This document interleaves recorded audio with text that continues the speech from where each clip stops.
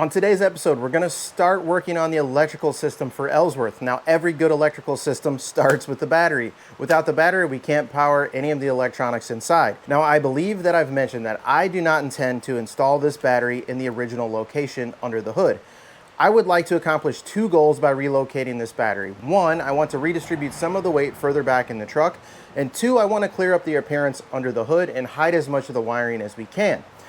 We can accomplish both of those things by moving the battery back to the bed of the pickup truck. Now, I'm choosing not to mount the battery up underneath the bed because then you get into some really challenging service issues. How do you charge the battery? How do you do things like that? We'd have to have some charge post or something like that installed somewhere else in the truck. What I've decided is that I just want to install this thing flat into the bed of the truck. So we're going to need a battery box to do that, and in order to make that happen, I've got my grandfather's old circular saw box. Now this thing has the right look and the right style for the bed of the truck, so I think it's going to make a great battery box, but we need to make it safe for the battery. We need to make it safe for the wiring system, so that's what we're going to do today. Today we're going to set about trying to modify the inside of this box, creating a battery hold down and some pass-throughs for the wires that will be safe, will avoid any shorting of the wires or potential fire hazards. So we want to keep this as safe as possible, but this box is just so cool. It's got such a great look. So let's get into it. Let's start by modifying this box. So for quite a while now, I've had this idea of using one of my grandfather's old toolboxes as the battery box. And I set out to go find one of his old boxes. And what I was originally looking for was more of like the Craftsman style with the kind of peaked top toolbox, like the old school handyman's toolbox. And I found one. I found a bunch of toolboxes. I probably found a dozen old steel toolboxes that he had laying around. And there were a lot of good options. But when I saw this one, I just knew it was the right box for this truck. I like that it's got the old Milwaukee branding. I like that it's beat up and used. Like it's also just like the perfect size and shape for a battery, right? So really, this was the choice. It was the only choice of all the options I had. I just think it's going to make for a really cool feature in the bed of the truck that'll be almost like a conversation starter. So let's go ahead and open this box up. Now, I've already removed the circular saw that was in here. It was not the original Milwaukee saw. There was an older electric saw in here with a bunch of blades and stuff, but it does have the original Milwaukee branding and the saw sheet that came with this box. This is glued to the lid of this box. This is going to stay right where it's at. So part of what we need to do today is if we do any cutting, welding, or grinding, we need to ensure that we are going to protect this part of the lid because I really just love this look. And I just want to keep it in there if at all possible. Bigger issue is that we do have this kind of saw stand that was in here, and this is just spot welded to the side of this box. So we're going to go ahead and clean this box out. We're going to vacuum it out. We're going to drill out the spot welds here, and there's a couple down on each side here, and we're going to remove this original saw stand. And then once this thing's empty, we will discuss layout, design, what we're thinking. All right, first things first, I'm just going to give this a wipe down so I can identify where all the spot welds are. Looks like there's 1, 2, 3, 4 of them in the side of the box.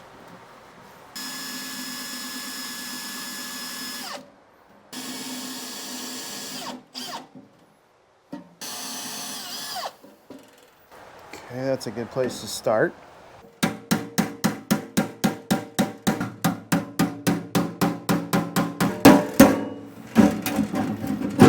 Okay. Pulled one little spot weld through, it looks like, but we'll take care of that. All right, so I think I'm gonna have to cut out part of this box. That's gonna throw a lot of sparks. So like I said, I want to protect this.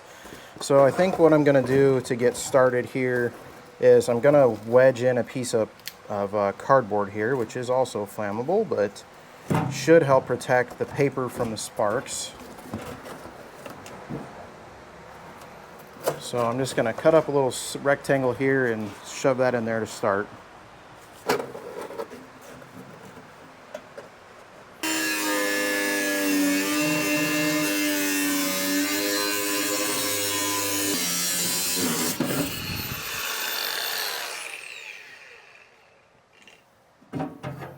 Okay.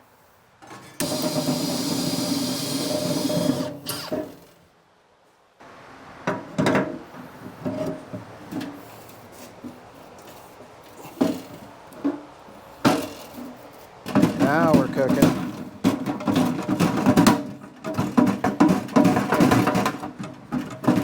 There, boom. All right. All right, so I've been sitting and staring and thinking and staring and thinking and sitting and staring, and I'm tired of thinking, so I think I made a decision. I think instead of having the battery all the way up tight against one side and then having to separate the wires in the storage area, I'm going to leave myself enough room for wires down this side, and then this side will be the storage area, and then I don't even have to make any type of additional compartment. I will make a base plate that goes in here to support the battery and to bolt down to the bed.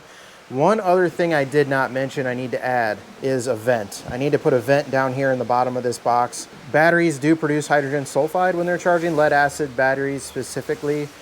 So this is a lead acid AGM battery.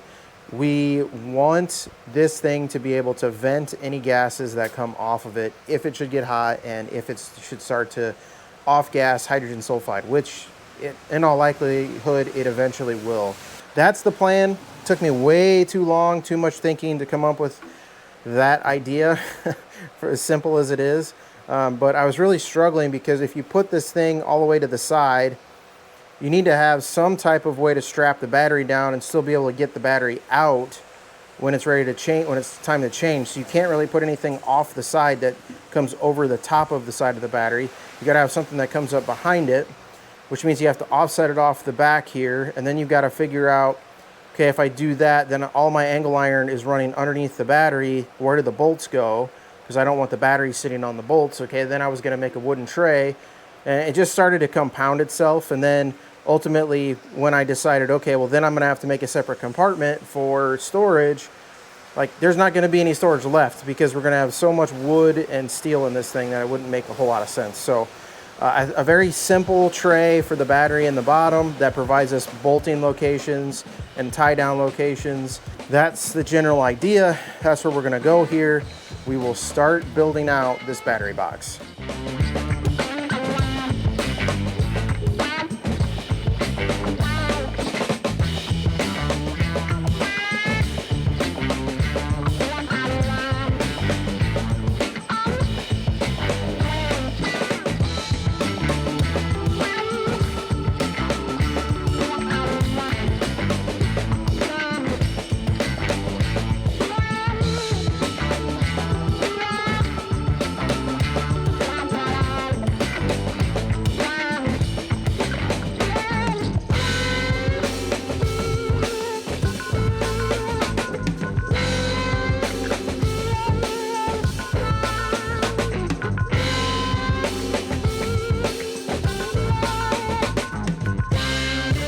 Okay, you start to get the general idea here. Batteries sit down in there. I haven't spaced it out or anything. I just cut my 4 pieces of angle iron.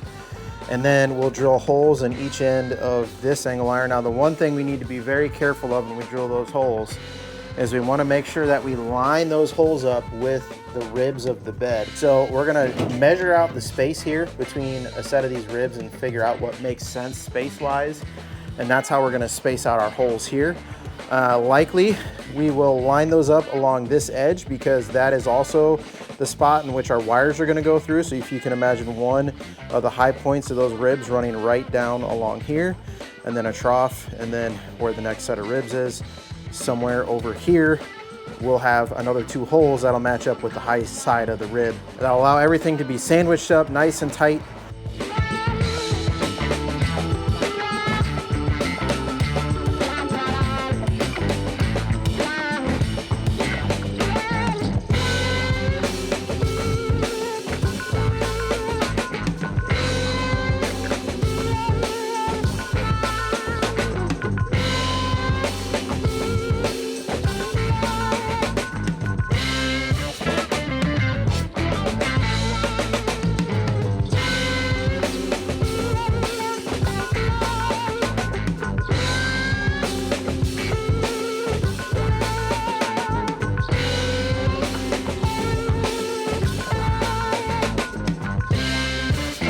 Well, it's just been one of those days. I just ran out of welding wire when I had one more arm to weld here on this battery box, but let's go ahead and give it a test fit because I'm out of time for today. Just Man, it seems like everything took longer than it should have today. Just one of those days. I haven't had one of those in a long time, so I shouldn't complain too much.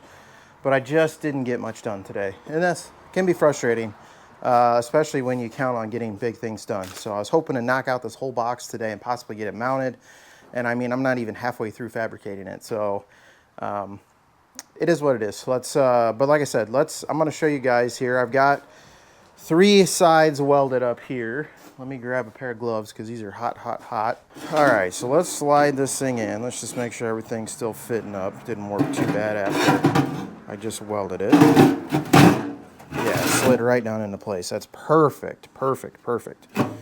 So you get the idea. I'm not going to put the battery down in there because I test fit it once already when it was tacked together. I know it's going to fit in there.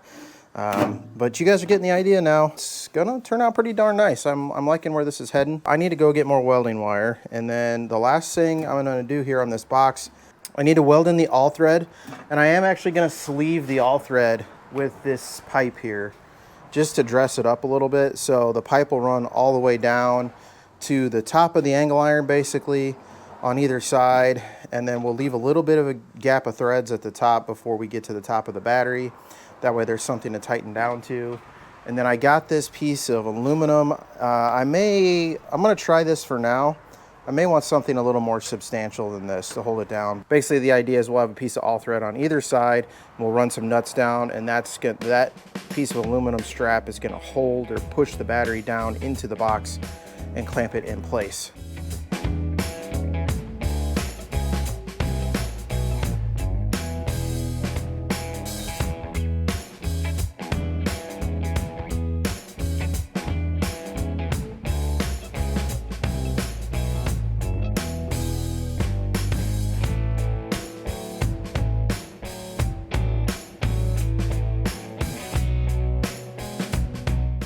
So brackets all painted up.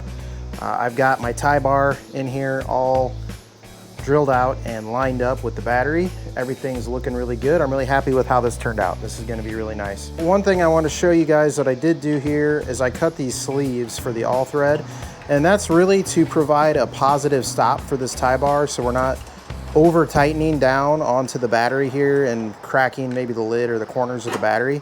So I've got these 2 pieces of pipe here that sleeve over the all thread. One, it cleans the look up so it doesn't look like just all thread welded in there. But 2, these are just below the top of the battery here. That way, when we go to tighten down this tie bar, there's a positive stop there. So it'll hit on that pipe and we won't be able to tighten it down any further if we should happen to try and over tighten it or something. We won't be cranking down on the lid of the battery here and potentially damaging the battery. So I got my tie bar all set up there and ready to go.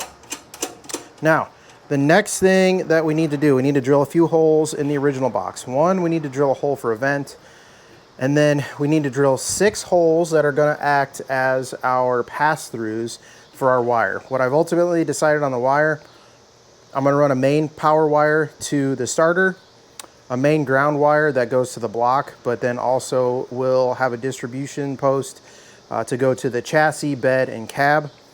And then there'll be 2 power wires, one for the Holley ECU, one for the Holley CDI box. Same thing, a ground for the ECU and a ground for the CDI box.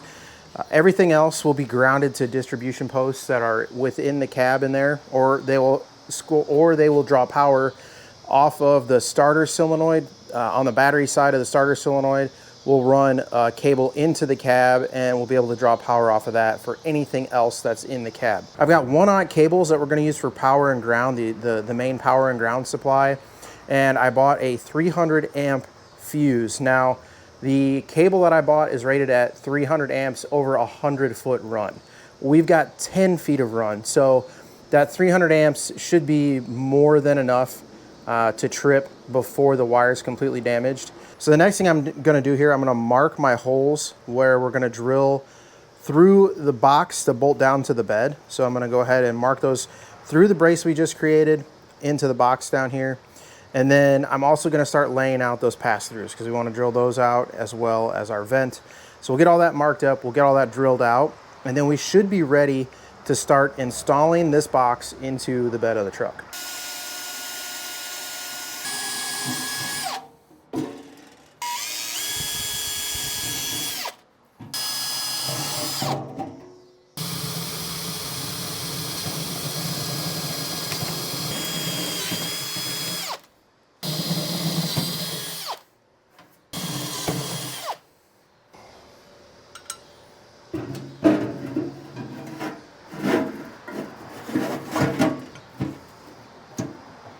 I'm trying to figure out all the different fittings I need to run through my box here.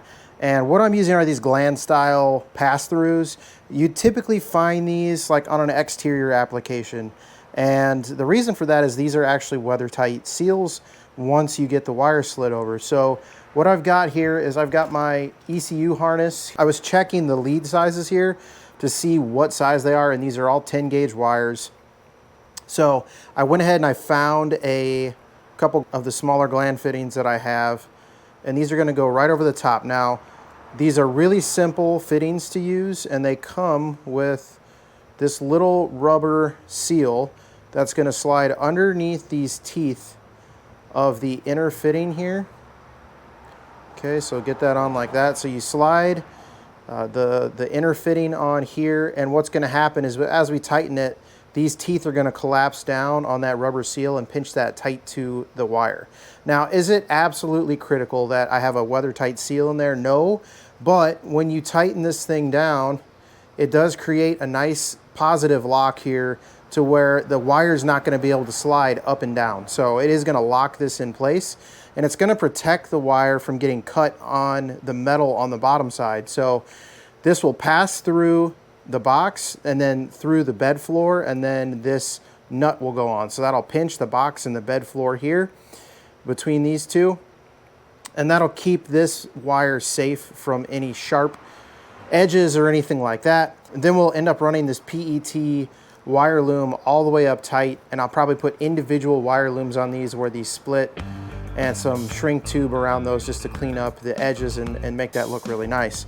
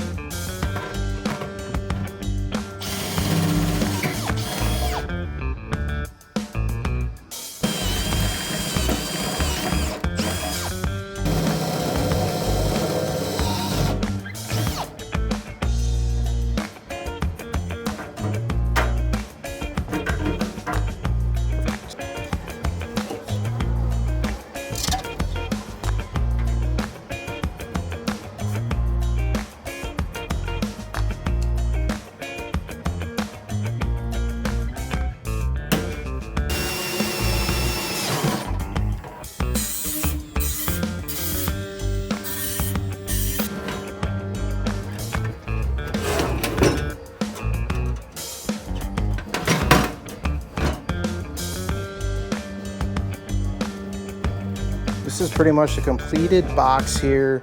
See, we got our bracket down there with our holes drilled. We've got all of our pass-throughs drilled out for our wires here, our positive and our negative leads.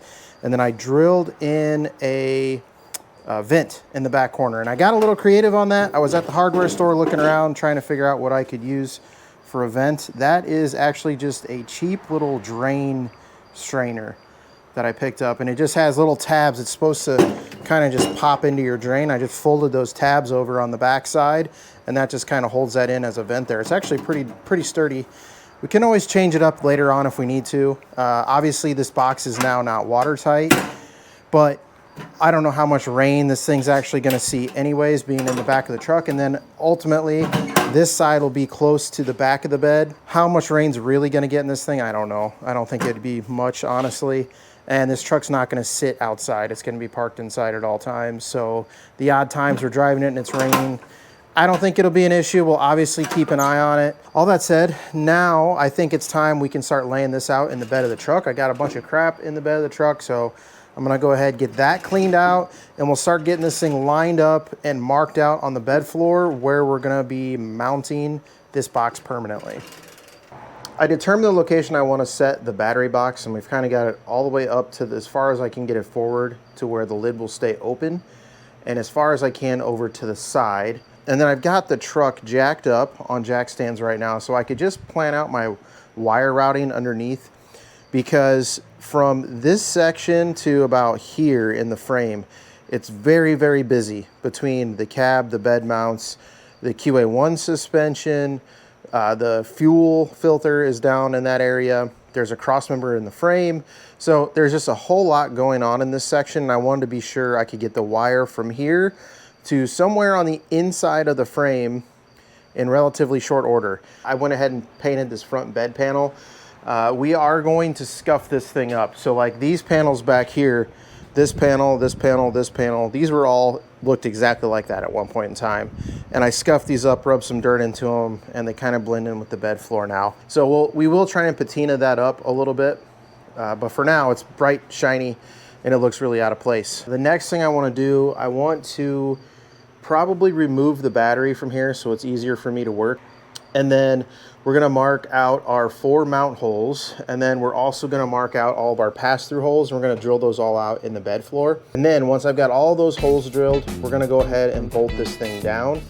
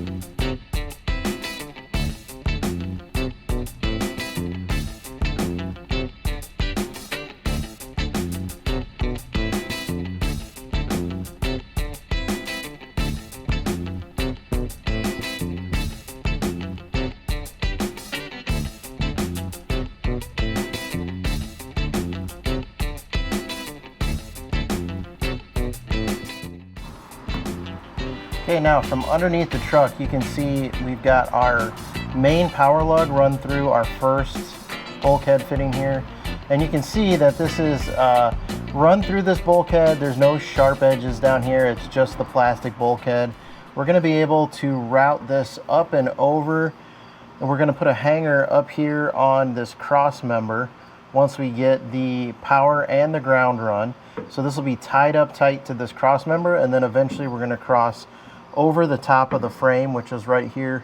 We'll cross over the frame and end up wrapping around onto the inside of the frame, so we minimize how much of these lugs are exposed over here kind of out in the open. Now this is in front of the rear tire. It's tucked up. It'll be tucked up nice and tight. We'll make it as clean as we possibly can. So we should have really minimal exposure for these leads. I do typically like to run them on the inside of the frame just for where this battery box is. This was the easiest thing to do. So the next thing I'm going to do while I'm down here is we're going to feed our ground cable, our main primary ground, up through this bulkhead fitting here. So I'm going to lube up the end of that cable with some silicone spray, and we're going to slide it up through this bulkhead fitting, then go around through the top side and put our terminal end on this cable.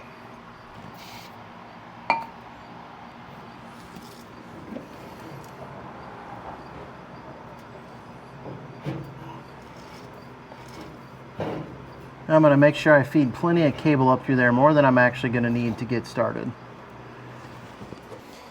Now I'm going to take my copper terminal and I'm going to eyeball how much insulation I want to peel back. And I'm going to put my thumbnail right about there.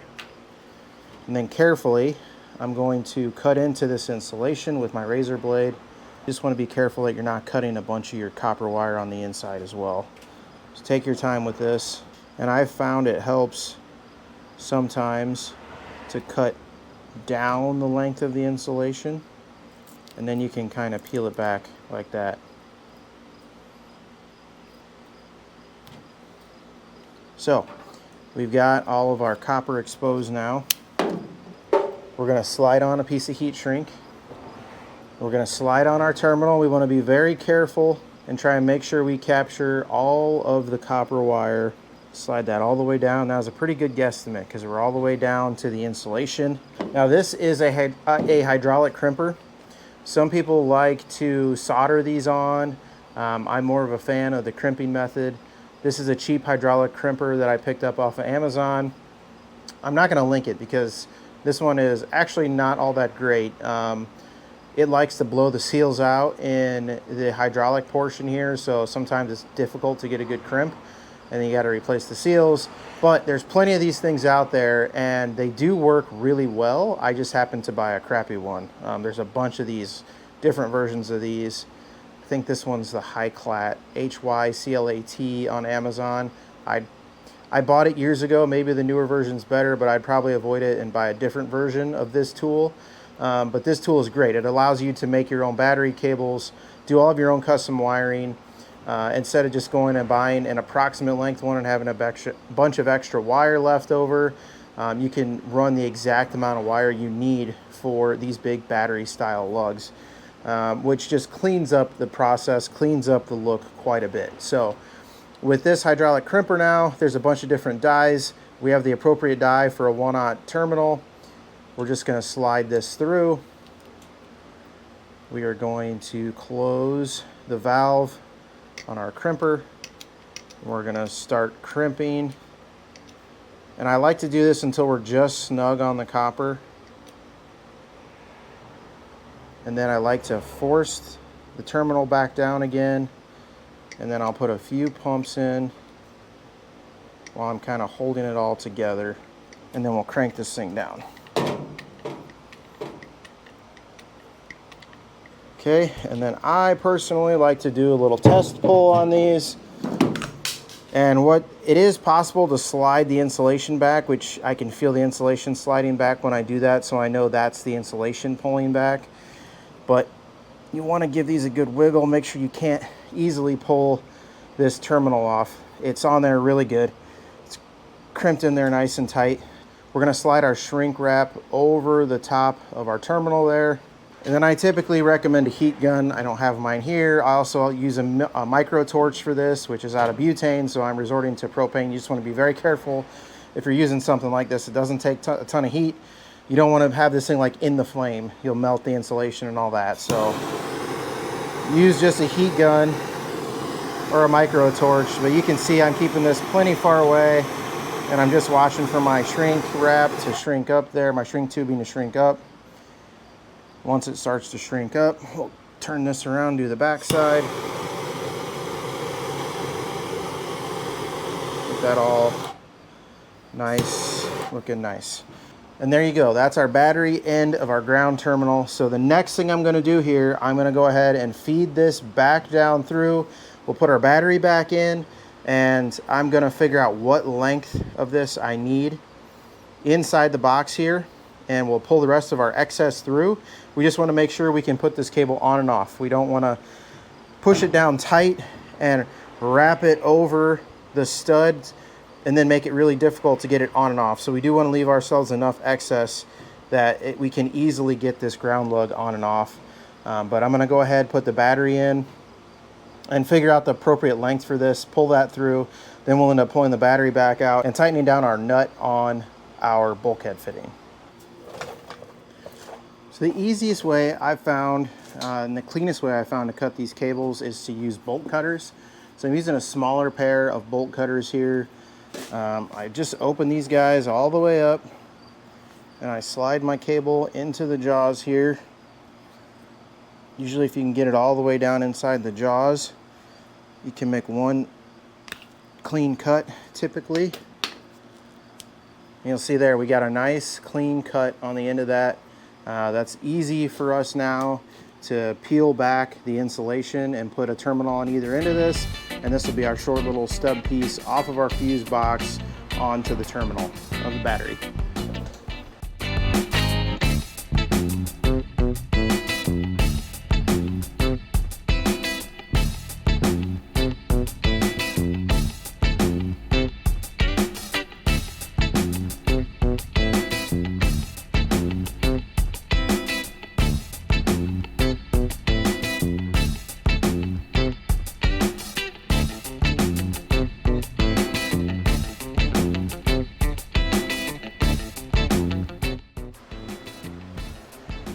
right, that's pretty much what the finished product's gonna look like. We're gonna have an additional 4 wires coming up, and I do have a cover for this fuse box.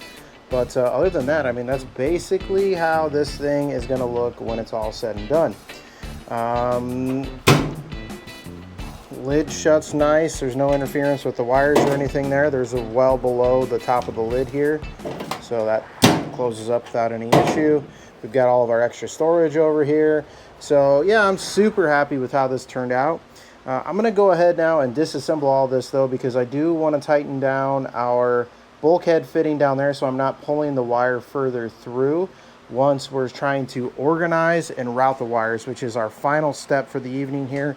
We're going to get under the truck and actually start to route these 2 cables all the way up to the engine side of the frame. All right guys, a couple hours later here, and I've got my power cable, my ground run from the battery all the way up to the engine, to the block, and to the starter here. So let's go underneath and take a look. Didn't do anything too crazy down here. That's why I didn't film a bunch of this. Just got right to work really. So we're gonna get down under the truck here. So you can see up here I've got my 2 wires. I've got my power wire and my ground. Now I've run this split loom over both of these lines. This is gonna help with abrasion protection. I'll throw the link in the description because this is actually a pretty nice product that's pretty darn cheap off of Amazon. I'm actually very impressed with this so far. We'll see what the durability is, but it was pretty cheap comparing it to like what you get at any like automotive parts house. They're pretty expensive. This stuff's pretty expensive per foot, but this stuff actually, it was, I don't know, I think it was like $8, $8 or $9. It might have been 16. I can't remember for the 1/2-inch split loom like this, but this is just 1/2-inch split loom over this 1/0 welding cable. I did end up using these clips that I bought through Amazon as well, and you know, they seemed a little bit flimsy until I got them bolted down, and now I actually really like them. They actually hold these wires in place really well. But other than that, I continued on down the frame here, and let's pop out from under, and then ultimately this comes up behind the starter here and then up behind the block here. I did leave a little bit of the red shrink tubing exposed at the end of the starter wire here, just so I don't end up confused later on down the road. We've got just a little bit of red showing there. We'll end up running a power wire off the starter and coming up through that split loom. We'll have a ground wire coming up to the firewall here, and also one down to the chassis as well. So that's where I'm gonna call this episode, guys. We got so much accomplished. We got our battery box built. We got it mounted down, and we got all of the primary wires run up to the engine and the block. Now we still got a little bit more grounding to do, but the very next thing that we're gonna jump into next week is starting to wire the Holley systems as well as the painless wiring kit for the chassis harness. Now I've sorted out most of the wiring, what needs to go where, but the big thing that I need to accommodate for yet is where all these boxes are gonna mount. I'm trying to keep this as clean as I possibly can and mount everything up under the dash with one significant hurdle.